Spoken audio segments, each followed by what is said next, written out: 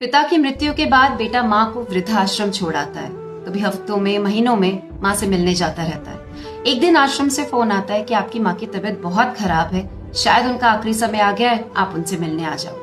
बेटा पहुंचता है माँ के पास, बैठता है, माँ का हाथ पकड़ता है और पूछता है कि माँ तुझे किसी चीज की जरूरत है, तेरे लिए कुछ लेकर आऊं? तो माँ मुस्कुराकर कहती है कि नहीं बेटा, मुझे किसी चीज की जरूरत नहीं। हाँ, मेरी कुछ बातें हैं जो मैं तुम्हें बताना चाहती हूँ और ये चाहती हूँ कि तुम इन्हें कहीं पर अच्छे से नोट कर लो, कहीं पर अच्छे से लिख लो। तो बेटा कहता है हाँ माँ बोलो। माँ कहती है कि बेटा, आश्रम की जो खिड़कियां है ना, मैं चाहती हूँ तुम इन पर पर्दे डलवा दो, क्योंकि ठंड में जब इनसे हवा अंदर आती है तो आश्रम के सारे बूढ़े ठंड में ठिठुरते रहते हैं।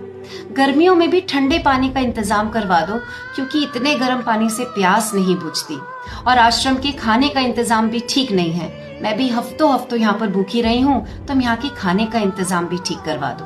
अब ये सारी बातें सुनकर बेटे को बड़ा आश्चर्य होता है। तो माँ से पूछता है कि माँ, मैं तो हफ्तों में महीनों में तुझसे मिलने आता रहा हूँ, तूने पहले तो कभी मुझे ये सारी बातें नहीं बोली। तो माँ बड़े प्यार से मुस्कुराकर कहती है कि बेटा, मैं तो यहाँ रहते रहते सर्दी, गर्मी, प्यास, भूख ये सब झेलना सीख गई थी, लेकिन जब आगे तेरी औलाद तुझे यहाँ छोड़ के जाएगी तो तू ये सब बर्दाश्त नहीं कर पाएगा, क्योंकि मैंने तुझे बहुत लाड प्यार से पाला है।